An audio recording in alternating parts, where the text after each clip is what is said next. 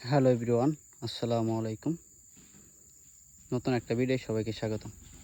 দেখছেন আল্লাহর কি রহমত। এটা হলো মালয়েশিয়ার পামের বাগান, যেটা মালয়েশিয়া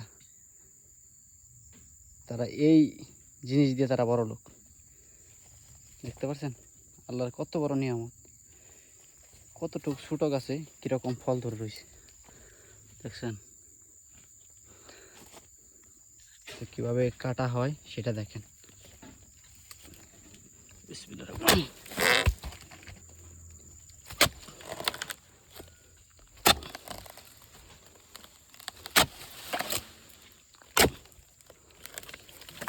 অবশেষে কেটে ফেলেছি।